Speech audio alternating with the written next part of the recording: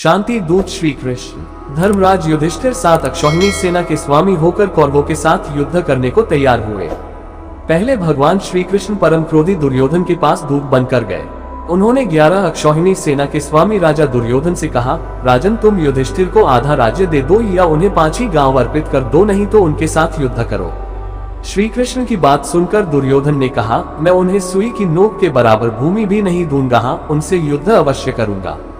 ऐसा कहकर वह भगवान श्री कृष्ण को बंदी बनाने के लिए उद्यत हो गया। उस समय राजसभा में भगवान श्री कृष्ण ने अपने परम दुर्धर्ष विश्वरूप का दर्शन कराकर दुर्योधन को भयभीत कर दिया। फिर विदुर ने अपने घर ले जाकर भगवान का पूजन और सत्कार किया। तदनंतर वे युधिष्ठिर के पास लौट गए और बोले, महाराज आप दुर्योधन के साथ युद्ध कीजिए। युधिष्ठिर और दुर्योधन की सेनाएं कुरुक्षेत्र के मैदान में जा डटी। अपने विपक्ष में पितामह भीष्म तथा आचार्य द्रोण आदि गुरुजनों को देखकर अर्जुन युद्ध से विरत हो गए। तब भगवान श्री कृष्ण ने उनसे कहा, पार्थ भीष्म आदि गुरुजन शोक के योग्य नहीं है। मनुष्य का शरीर विनाशशील है, किंतु आत्मा का कभी नाश नहीं होता। यह आत्मा ही परब्रह्म है। मैं ब्रह्म हूँ, इस प्रकार तुम उस आत्मा को समझो।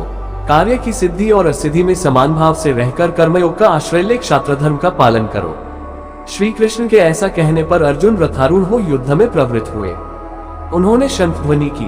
दुर्योधन की सेना में सबसे पहले पितामह भीष्म सेनापति हुए। पांडवों के सेनापति शिखंडी थे। इन दोनों में भारी युद्ध छिड़ गया।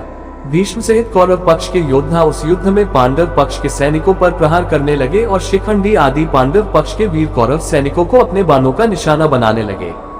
कौरव और पांडव सेना का वह युद्ध देवासुर संग्राम के समान जान पड़ता था। आकाश में खड़े होकर देखने वाले देवताओं को वह युद्ध बड़ा आनंददायक प्रतीत हो रहा था। भीष्म ने 10 दिनों तक युद्ध करके पांडवों की अधिकांश सेना को अपने बाणों से मार गिराया।